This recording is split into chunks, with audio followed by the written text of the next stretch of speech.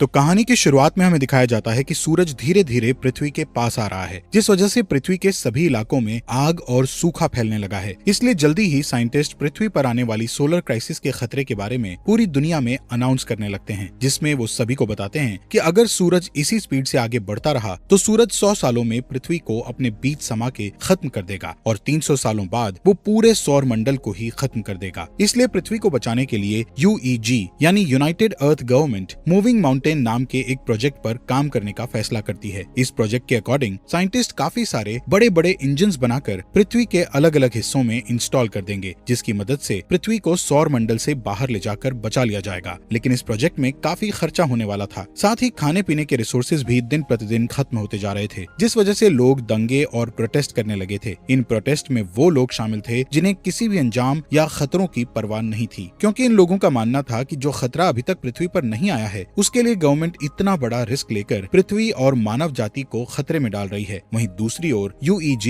Digital life नाम के एक प्रोजेक्ट यानी DLP पर बैन लगा देती है, जिस वजह से प्रोटेस्ट और भी ज्यादा बिगड़ जाते हैं, क्योंकि DLP एक कट्टर ग्रुप था जिसका मानना था कि इंसानों का फ्यूचर सिर्फ कंप्यूटर में है। असल में वो एक ऐसा प्रोग्राम डेवलप करना चाहते थे जिससे इंसान अपने दिमाग को एक डिस्क में अपलोड कर सकता था, लेकिन रिसोर्सेज की कमी के कारण वो इस प्रोग्राम को आगे नहीं बढ़ा सकते थे। इसलिए रिसोर्सेज के लिए वो हैकिंग करके UEG पर आतंकवादी हमला करते रहते थे। इन सब के बीच UEG नोटिस करती है कि उनके मूविंग माउंटेन प्रोजेक्ट से लोगों का विश्वास उठता जा रहा है, जिस कारण काफी सारे लोग इस प्रोजेक्ट को रोकने की कोशिशें कर रहे हैं। पर तभी चाइनीज एम्बेसडर जाओ इस प्रोजेक्ट के पहले पार्ट को कंप्लीट करने का कहते हैं, क्योंकि उनका मानना था कि पहला पार्ट जल्द ही पूरा हो जाएगा और लोगों को दोबारा उनके मूविंग माउंटेन प्रोजेक्ट पर विश्वास होने लगेगा। जाओ कहते हैं कि इस पहले पार्ट को कंप्लीट करने के लिए सबसे पहले चंद्रमा पर मौजूद इंजन्स की टेस्टिंग की जाएगी, क्योंकि हम चंद्रमा को भी सौर मंडल से धकेलने का प्लान कर रहे हैं ताकि पृथ्वी का ग्रेविटी से कनेक्शन टूट जाए। वहीं UEG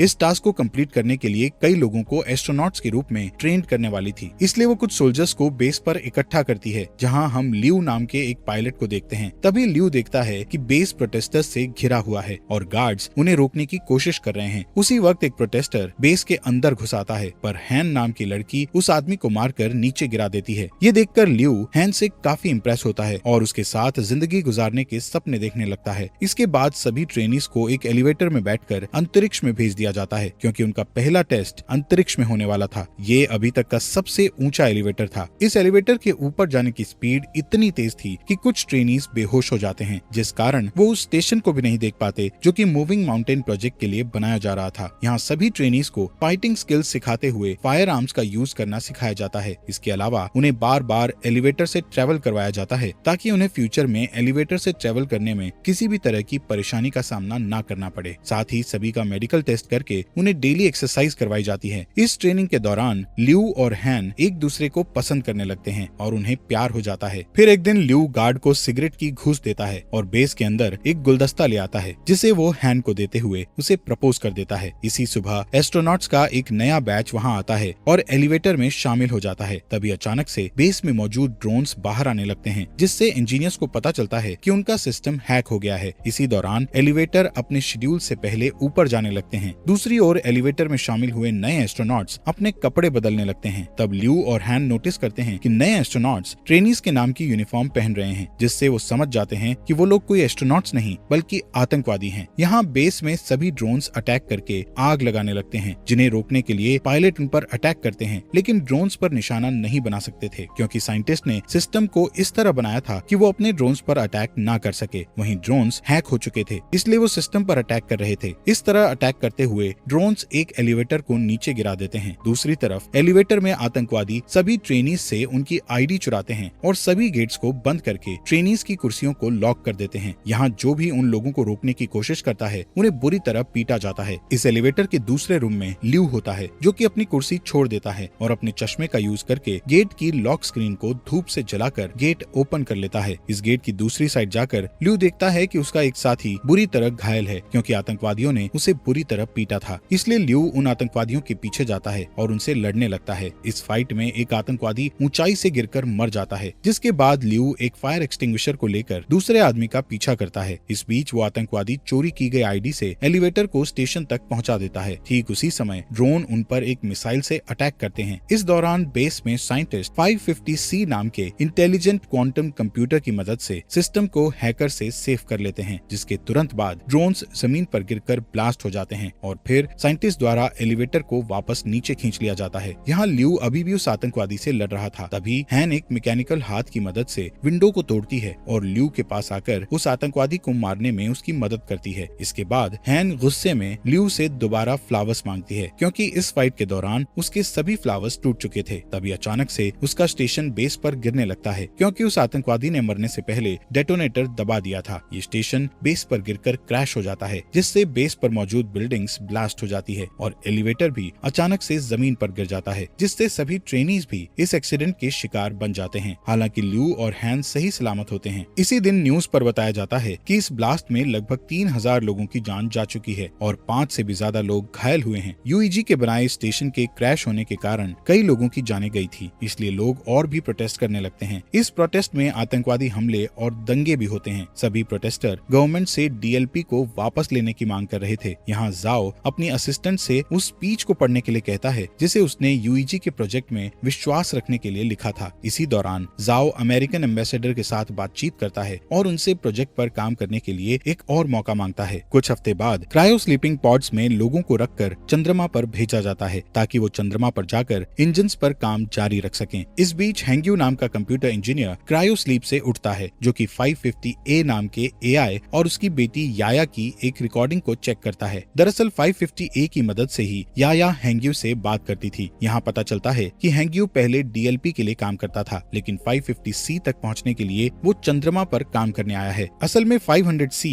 पूरे बेस को कंट्रोल करता है, इसलिए हैंग्यू को लगता है कि वो 500C का यूज याया की क्लिप बनाने में करेगा, जिससे कुछ सेकंड्स के लिए उसकी मरी हुई बेटी का दिमाग एआई में डेवलप हो जाएगा। यहाँ टीम के बाकी मेंबर्स के साथ काम करते हुए हैंग्यू को पता चलता है कि जाओ नाम का कंप्यूटर रिसर्चर 550C का इंचार्ज है और वो चाहता है कि हैंग्यू उनके सिस्टम के ऑपरेशंस पर उनके साथ काम करे। इसके बाद हैंग्यू और जाओ 550C का पहला टेस्ट बेस के हर एक सेक्टर को एक्टिवेट करके करते हैं। जब वो कंप्यूटर के द्वारा वर्क के पूरा होने का वेट करते हैं, तब जाओ हैंग्यू को अपने दिमाग की डिजिटल कॉपी देता है, जिसे कंपनी ने जब्त कर लिया था, क्योंकि उन्होंने डीएलपी पर बैन लगा दिया था। यहाँ जाओ हैंग्यू को समझाता है कि ये तुम्हारे ऊपर डिपेंड करता है कि तुम इस कॉपी को डिस्ट्रॉय करना चाहती हो या नहीं। कुछ समय बाद हैंग्यू याया की क्लिप जाओ को दिखाता है। इस बीच हैंग्यू उस दिन को याद करता है जब वो अपनी पत्नी और बेटी के साथ कार से कहीं जा रहा था। तब अचानक से उसकी कार एक ट्रक से टकरा गई थी, जिससे उसकी पत्नी की तुरंत ही डेथ हो गई थी, पर याया कुछ समय तक जिंदा थी। इसलिए हैंग्यू याया के दिमाग को कंप्यूटर के जरिए जिंदा रखने के लिए उसे डीएलपी के पास ले गया था, लेकिन वो लोग उसकी मदद करना नहीं चाहते थे, क्योंकि उनकी टेक्नोलॉजी अभी तक तैयार नहीं हुई थी। इस बीच हैंग्यू की मुलाकात जाओ से हुई, जो कि पहले डीएलपी में काम करता था। यहाँ जाओ ने हैंग्यू पर एहसान करते हुए याया के दिमाग को 550A नाम के एआई में डाल दिया था। यहाँ प्रेजेंट में हैंग्यू जाओ से रिक्वेस्ट करता है कि वो याया पर 550C का यूज करे, जिससे याया पूरी तरह एआई में बदल सके, जिस पर जाओ हैंग्यू से कहता है कि याया के लिए 550A ही काफी है। इसी बीच उनका सिस्टम डिटेक्ट करता है कि वहाँ Z9 लेवल का सोलर स्टॉर्म आने वाला है, जिससे सभी लोग बेस पर वापस जाने का सोचते हैं, लेकिन उनके पास जो गाड़ियां थी उनकी स्पीड ज्यादा नहीं थी, पर फिर भी वो कोशिश करते हैं और किसी तरह सभी इंजन्स को बेस में रखकर उन्हें सोलर स्टॉर्म से बचा लेते हैं। पर इस प्रोसेस में 550C एआई बुरी तरह जल जाता है, जबकि प्रोजेक्ट को 3 दिनों में लॉन्च करना था, जिसके लिए उन्हें एक एआई की बहुत ज्यादा जरूरत थी। तब हैंग्यू जाओ को अपना 550A एआई देने को कहता है, लेकिन इसके बदले वो फ्यूचर में 550 मॉडल्स डेवलप करने वाली टीम में खुद को शामिल करने का कहता है, जिस पर जाओ मान जाता है और हैंग्यू एआई से याया के दिमाग के डिस्क निकाल लेता है। 3 दिन के बाद टीम इंजन्स का टेस्ट करती है। तब चंद्रमा कुछ सेकंड्स के लिए अपनी जगह से थोड़ा सा शिफ्ट हो जाता है, जिसे देखकर टीम बहुत खुश हो जाती है, क्योंकि इससे साबित हो जाएगा कि 20 साल में वो पूरी तरह से चंद्रमा को पृथ्वी से दूर कर देंगे। इसके अलावा टीम की इस सफलता से पूरी दुनिया के लोगों को मूविंग माउंटेन प्रोजेक्ट पर विश्वास हो जाता है। कुछ महीने बाद वो पृथ्वी पर इंजन का टेस्ट करते हैं, जिससे सभी स्क्रीन ब्लैक हो जाती हैं और लोगों को लगता है कि उनका टेस्ट फेल हो गया है, लेकिन अचानक उन्हें फील होता है कि जमीन हिल रही है। वहीं दूसरी ओर बेस पर मौजूद एस्ट्रोनॉट्स को आसमान में एक लाइट जलती हुई दिखती है। इससे यूईजी के साइंटिस्ट प्रूव करते हैं कि पृथ्वी अपनी जगह से थोड़ी दूर पर शिफ्ट हुई है। ये जानकर पूरी दुनिया जश्न मनाने लगती है। इसी तरह कई साल बीत जाते हैं और यूईजी बहुत ही शक्तिशाली इंजन्स को बनाता है, जो कि पृथ्वी और चंद्रमा को धक्का देकर मूव करके सौर मंडल से दूर कर देगा। साथ ही इस प्रोजेक्ट का नाम अब द वेंडरिंग अर्थ रखा जाता है और 550C द्वारा कई बिल्डिंग्स को बनाया जाता है। जाता है, जिसके बाद यूईजी हर साल एक नया टेस्ट करती है जिससे उनकी थ्योरी सही साबित होती है। इस तरह लोग यूईजी के प्रोजेक्ट को पूरी तरह एक्सेप्ट कर लेते हैं, जिस कारण डीएलपी पूरी तरह से गायब हो जाता है। इसके अलावा लोगों में ये भी चर्चा होती है कि गवर्नमेंट ने जो अंडरग्राउंड सिटीज बनाई है उनके अंदर जाने के लिए लोगों को पास खरीदने होंगे। यहाँ पता चलता है कि हर साल पृथ्वी का रोटेशन धीमा हो रहा था, जिससे एक दिन में 24 घंटे की जगह 60 घंटे का सिस्टम हो गया है और ग्लोबल इंटरनेट भी अब बंद हो चुका था। साथ ही पृथ्वी पर अब बाढ़ और सोलर रेडिएशन जैसी समस्याएं लगी थी, जिससे कैंसर की बीमारी बढ़ने लगती है। इधर ल्यू और हैन शादी कर लेते हैं और उनका एक बेबी बॉय होता है। वो दोनों परेशान होते हैं क्योंकि उन्हें उनके बेटे के लिए अंडरग्राउंड सिटीज का पास नहीं मिला था। इसी बीच हैन को कैंसर हो जाता है, जिससे वो दोनों और भी परेशान हो जाते हैं। यहाँ हैंग्यू नए 500 डेवलपमेंट की हेल्प से याया के लिए एआई बनाता है, जिसे वो 550W का नाम देता है। यहाँ हमें बताया जाता है कि स्टेशन को गिरे हुए 14 साल बीत चुके हैं और अब ल्यू मेजर की पोस्ट पर आ चुका है। एक दिन ल्यू को अंतरिक्ष में भेजने के लिए उसका इंटरव्यू लिया जाता है। यहाँ 550W उसका इंटरव्यू लेता है और बताता है कि ल्यू के स्किल्स इम्प्रेसिव हैं। इसके अलावा 550W ल्यू की फैमिली में हो रही परेशानियों के बारे में भी बताता है और कहता है कि ल्यू को पृथ्वी पर रहकर अपनी फैमिली की देखभाल करनी चाहिए, जिस पर ल्यू कहता है कि मुझे अपनी फैमिली को पीछे छोड़ने का दुख है, लेकिन मुझे अपने बेटे को अंडरग्राउंड सिटी में भेजने के लिए बेस पर आकर काम करना पड़ेगा। यहाँ मिरर के दूसरी साइड प्रोजेक्ट के इंचार्ज साइंटिस्ट इस इंटरव्यू को सुन रहे थे, जिसमें हैंग्यू ल्यू की बातें सुनकर अपनी बेटी की याद करने लगता है। इसके बाद 550W बताता है कि हैन की जल्दी ही डेथ होने वाली है, जिस कारण ल्यू पूरी तरह से टूट जाएगा और स्ट्रेस टेस्ट में फेल हो जाएगा। इंटरव्यू के बाद ल्यू हैन के साथ टाइम स्पेंड करने के लिए हॉस्पिटल जाता है, जहां हैन कहती है मैं आखिरी बार अपने होम टाउन को देखना चाहती हूं, पर मौसम की समस्याओं के कारण उसे होम टाउन में ले जाना बहुत मुश्किल था। इधर हैंग्यू ल्यू की बातों से इतना इमोशनल हो गया था कि वो चोरी से बेस में घुसकर याया के दिमाग को 550W से जोड़ देता है और उसे सिस्टम में देखने लगता है, जिससे वो इमोशनल होकर रोने लगता है। तभी जाओ गार्ड्स के साथ वहाँ आ जाता है और हैंग्यू को समझाने लगता है कि उसे याया की डेथ को एक्सेप्ट करना होगा, जिस पर हैंग्यू मना कर देता है और याया को पूरी तरह से 550W में अपलोड कर देता है, जिससे चंद्रमा के सिस्टम में तुरंत प्रॉब्लम आना शुरू हो जाती है और सभी इंजन्स फेल होने लगते हैं। इसके बाद गार्ड्स हैंग्यू को पकड़ लेते हैं और अपने साथ ले जाते हैं। इधर जाओ याया की डिस्क को निकालकर 550W एआई को बंद कर देता है। इस बीच ल्यू अपने पुराने दोस्तों के जरिए एक जेट उधार लेता है और हैन को उसके होम टाउन ले जाता है। कुछ ही समय में वो शंघाई सिटी में लैंड करते हैं, जो कि अब बर्फ से जमी हुई बंजर जमीन बन चुकी थी। दोनों सितारों को देखते हुए बातें करते हैं, जहां हैन ल्यू से कहती है कि मैं समय आने पर शान से मरना चाहती हूँ। यहाँ यूईजी के लोग हैंग्यू के द्वारा की गई सिस्टम प्रॉब्लम्स के बारे में बात करते हैं और नोटिस करते हैं कि ये उस हैकिंग की तरह ही है जो कुछ सालों पहले ड्रोन और एलिवेटर के साथ की गई थी। इसलिए सभी 550W के सिस्टम को हैक करके सही करने का सोचते हैं, लेकिन वो हर बार ब्लॉक हो जाते हैं। तभी अचानक चंद्रमा के इंजन ब्लास्ट हो जाते हैं, जिससे चंद्रमा पृथ्वी की ओर आने लगता है। दूसरी तरफ जाओ समुद्र के पास खड़ा होता है और सभी देशों के लीडर्स को एक इमरजेंसी अलर्ट सेंड करता है, क्योंकि सुनामी धीरे धीरे बढ़ रही थी जो जल्द ही जमीन से टकरा जाती है। इस इमरजेंसी के कारण ल्यू को भी वापस ड्यूटी पर बुलाया जाता है। वहीं लीडर्स पहले से ही अंडरग्राउंड सिटी को खोलना शुरू कर देते हैं ताकि वो सुनामी से लोगों की जान बचा सकें। यहाँ ल्यू के मिशन पर जाने से पहले ही हैन की डेथ हो जाती है, इसलिए उनके बेटे को हैन के पिता अंडरग्राउंड सिटी में मिल जाते हैं। इस बीच जाओ यूईजी से सपोर्ट मांगते हुए कहता है कि उन्हें पृथ्वी के सभी परमाणु हथियारों का यूज करके चंद्रमा पर अटैक करना होगा, ताकि वो चंद्रमा को पृथ्वी से टकराने से रोक सकें, जिस पर सभी देश अपने अपने हथियार सौंपने के लिए मान जाते हैं। इस बीच जाओ हैंग्यू से मिलने के लिए जेल में जाता है और उसे बताता है कि वो पृथ्वी के इंजन्स को जल्द से जल्द एक्टिव करना चाहते हैं, लेकिन इसके लिए उन्हें ग्लोबल इंटरनेट को फिर से एक्टिव करना पड़ेगा। साथ ही जाओ बताता है कि इंटरनेट का एक सर्वर पानी में डूब गया है, जिसकी केयर करने के लिए उन्हें हैंग्यू की जरूरत है, लेकिन हैंग्यू जाओ की बात नहीं मानता है। तब जाओ उसे याया के दिमाग की डिस्क दिखाकर उसे ब्लैकमेल करता है, जिससे हैंग्यू को उसकी बात माननी पड़ती है। इसके बाद हम देखते हैं कि परमाणु को ट्रांसपोर्ट करने के लिए ल्यू के साथ साथ कई पायलट को चुना जाता है। वहीं पृथ्वी पर मिसिंग इंटरनेट सर्विस की देखभाल के लिए 3 टीम्स को बीजिंग, टोक्यो